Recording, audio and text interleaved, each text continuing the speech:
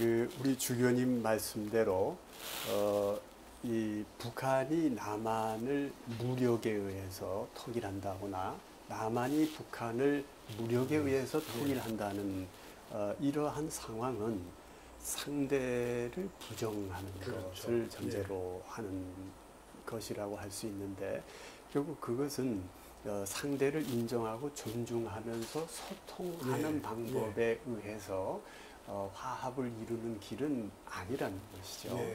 그래서 지금 이 주교님께서 말씀하신 그런 어떤 이 남한과 북한 간의 그런 이 소통은 반드시 이루어져야 되고, 그것은 서로 무력을 포기하고, 그래서 상대방을 존중하고, 그래서 서로 간 상대방이 잘 될 수 있도록 행복할 수 있도록 도와주는 우리 주인님 말씀하신 사랑의 입장에서 그렇게 바라지 않고 도와주는 이런 거에 의할 때 진정한 소통이 이루어질 수 있다. 작은 발걸음이 시작되는 것이 아닌가.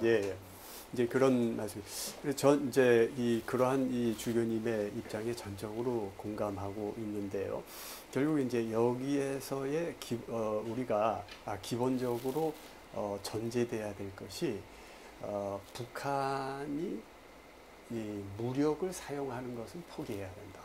남한도 마찬가지다 하는 것인데, 이제 그동안에 우리가 그런 부분에서 북한을 신뢰하지 못할 어떤 그동안의 경험들은 뭐 연평해전이라든지 연평포격이라든지 그래서 직접 민간인에 대해서까지 살상을 하는 무력이 사용된 이러한 북한의 입장은 어쨌든 대화와 소통의 전제로서 반드시 포기돼야 됩니다. 그래서 그것이 전제가 되고, 그렇게 될 때에 우리 남한 입장에서도 북한을 혹시라도 우리의 우위에 있는 그러한 화력을 전제로 무력으로 통일하려고 하는 그러한 생각은 마찬가지로 여기서도 그것은 접어야 된다. 그걸 전제로 하고, 이렇게 이 소통의 길로 간다고 할 때 첫 번째 전제가 바로 무력에 의한 상호간 무력의 포기, 무력 사용의 포기가 되는데, 그 다음의 문제로서 북한이 서로 남한과 소통하는 데 있어서는 북한의 현재의 체제가 보다 개혁 개방 쪽으로 가는 것은 필요해 보인다는 생각이 듭니다. 북한이 지금 폐쇄적인 경제 체제에서 그 자체의 어떤 이 경제적 능력만으로는 주민들을 부양하는 것 자체가 불가능해지기 때문에 결국 개혁 개방을 통해서 사회주의 체제를 유지하더라도 어떤 중국과 같은 경제 발전을 이룰 수 있는 그런 구조를 확보하지 않는다면은, 그럼 그 체제 자체가 오래 갈 수가 없고 우리가 도우려고 해도 돕기가 어려운 그런 상황이 될 수 있지 않을까 하는 생각은 듭니다만, 지금이 어떻게 보면은 우리가 북한의 군사 전문가 입장이나 그런 건 아니지만 지금이 어떻게 보면은 우리가 북한에 대한 방금처럼 이런 협력과 혹은 이런 길을 찌는 중요한 변화의 시점이지도 않는가 하는 생각이 들었습니다. 저는 잘 모르지만 간단히 일반적인 시각에서 볼 때 얼마 전에 이 북한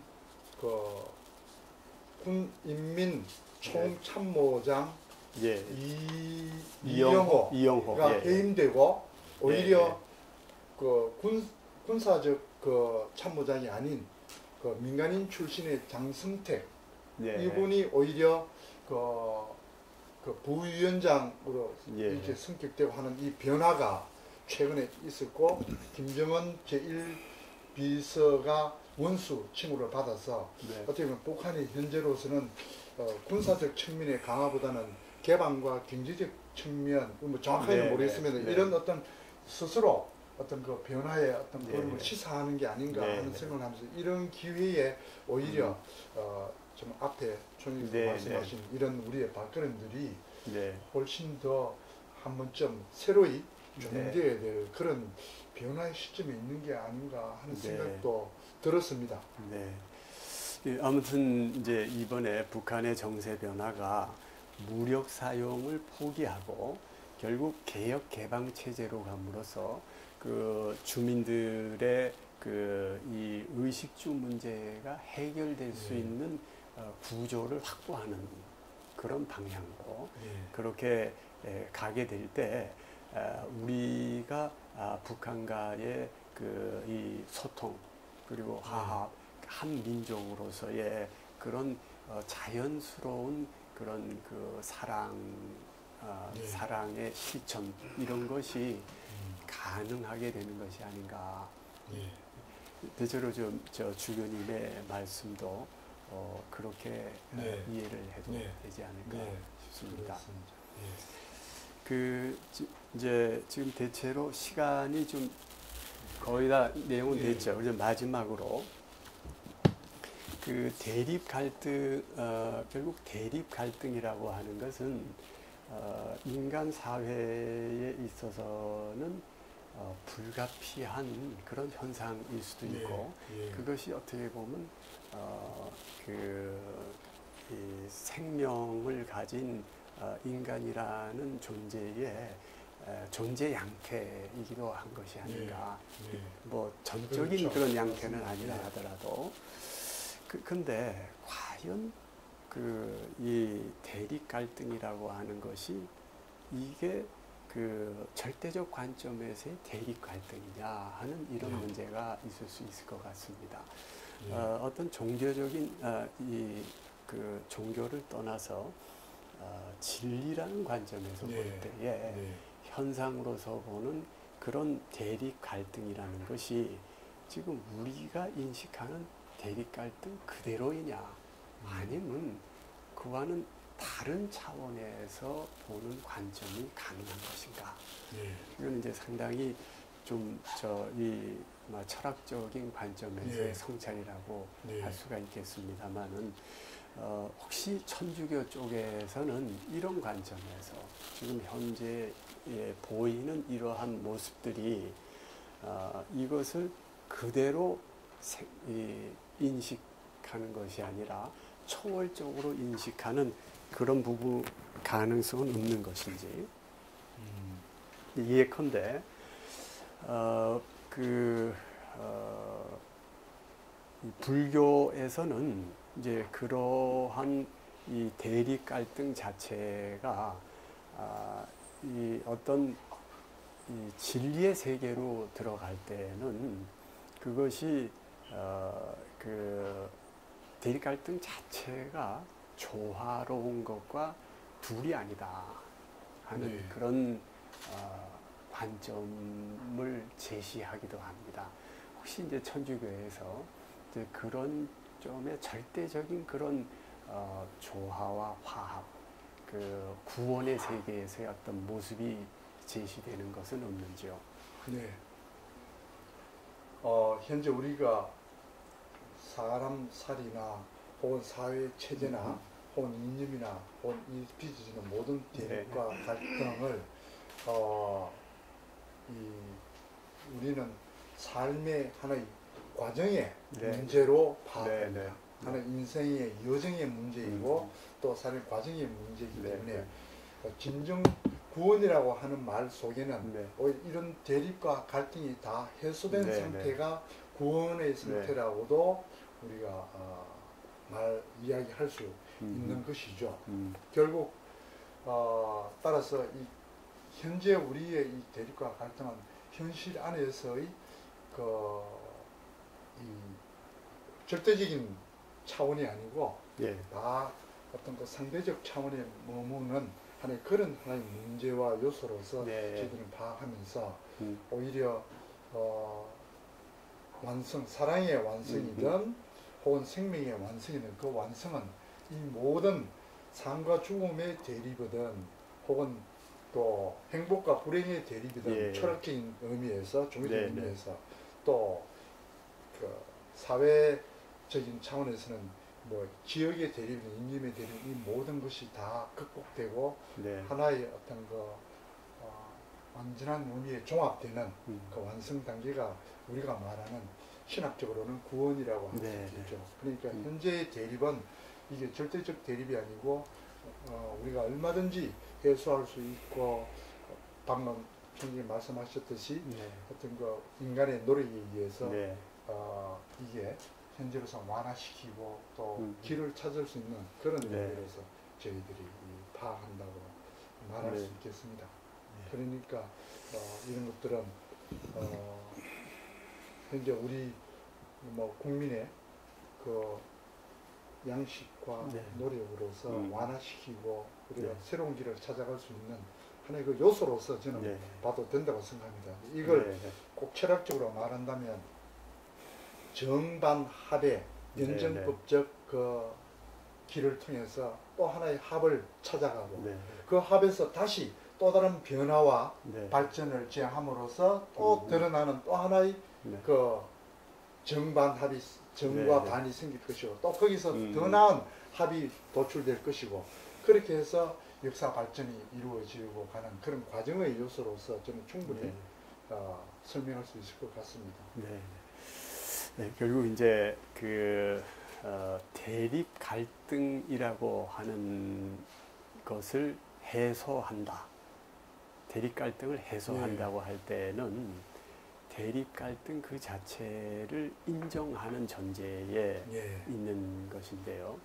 근데 그 대립 갈등을 초월하는 세계라고 한다면은 해소 자체의 문제라는 것이 생기지 않는 것이라고 할 수 있는데 결국 주교님께서 말씀하신 사랑의 완성 그리고 구원의 세계에서는 결국 이 대립 갈등 자체가 존재하지 않는 그런 어떤 차원으로 완전하게 해소된 상태 이렇게 이해하셔도 되지 않을까 하는 생각입니다. 그러니까 결국은 이제 그 정반 합의 최고점에 도달한 상태, 꼭 철학적으로 이야기한다면 더 이상 거기에서는 반이 나오지 않는 세계. 그러니까 우리 현실에서는 어떤 합의 세계에서 또 다른 반이 생겨서 다시 정반에서 다시 또 다른 합이 나오고 이걸 그 해결의 역사 발전이라는데 저는 그런 상당한 어떤 그 이분이 그 인간 역사의 어떤 그 부분을 간파했다고 저는 봅니다. 꼭 종교적으로 표현하면 완전한 합의 세계가 뭐 어떤 사람은 뭐 종교적으로 막 그렇게 말할 수 있겠는지 하지만 저는 그런 의미로서 해석할 수 있다고 생각합니다. 그 참 저 주교님 말씀이 이 공감이 갑니다. 결국은 대립 갈등의 완전 해소라는 것은 변증법적인 관점에서 볼 때는 오히려 있을 수가 없다. 그리고 대립 갈등이 해소가 될 때 다시 이 정반합적인 변증법적 전개에 의해서 또 다른 대립 갈등이 있을 수가 있는데 발전의 단계이죠. 그래서 우리는 그 과정을 거쳐갈 수밖에 없는 것 같습니다. 그런데 그 완전 해소라고 하는 것은 결국은 사랑의 완성, 구원의 세계에서만 가능한 것이다 하는 이런 그 주교님의 말씀이신 것으로 이해를 했고 저는 그 부분에 공감을 합니다. 결국 이제 이런 구원에 관한 이런 이 세계는 결국 그것이 그 천주교에서는 구원으로 얘기합니다만은 이 대학에서는 이러한 어떤 세계를 진리의 세계로 저희들은 이해를 하고 추구를 하게 됩니다. 그리고 이제 이러한 진리의 세계를 각 종교는 자기들 나름대로의 그 어떤 관점에서 또는 용어에 의해서 표현할 수가 있고 아마도 이러한 진리의 세계를 불교에서 얘기하는 그 하나의 용어가 원흉무예일 수도 있고 이 화쟁이라고 하는 원효의 중요한 사상도 결국 그러한 것을 말씀하는 것이 아닌가 하는 생각이 듭니다. 결국 이제 오늘의 주제인 그 대립과 갈등 해소를 위한 그 소통의 문제에 있어서 우리는 궁극적으로는 바로 이 주연이 말씀하신 그런 구원의 세계를 지향하는 것이 아마도 인간 세계가 지향할 수 있는 궁극의 목표가 될 수 있지 않을까 하는. 이제 종교적으로는 그 대립과 소통의 완전한 의미에서는 구원의 종교적으로는 구원의 세계를 지향함으로써 우리가 지금으로서는 여러 가지 방식과 또 인간의 사랑이든 협력이든 또 화해 모색이든 그걸 통해서 이루어나가는 것이고 또 완전한 세계는 종교적으로는 구원의 세계라고 말할 수 있을 것이고 방금 주님께서 꼭 진리의 대학에서는 진리의 세계라고 말할 수 있느냐 충분히 저도 공감하고 그러나 그리스도교에서 또 그 진리라고 표현했다고 저는 생각합니다. 예수님께서도 나는 길이요 진리라고 말씀하셨거든요. 곧 같은 의미가 있다고 저는 생각합니다. 예수님이 자기를 진리라고 했는데는 방금 말씀하신 대학에서 말씀하시는 바로 이 그 세계와 상통하고 있다고 생각합니다. 그래서 아마 나는 진리라고 그 어차피 성경에서도 표현한 것 같습니다. 그래서 너무 좁은 범주 안에서만 우리가 구원을 이해하는 것도 조금은 편협한 시각이 아닌가 하는 생각이 들기도 합니다. 이 주교님께서 오히려 이 대학에서의 그런 진리에 대한 추구 그런 것이 결국 종교적 구원과 소통될 수 있는 상통하는 그런 가능성을 시사해 주셔서 그건 오히려 참 대단히 저희 학계에 있는 사람으로서는 고무적인 그런 말씀이십니다. 감사합니다. 그럼 이제 이렇게 매듭을 지으면 되겠죠?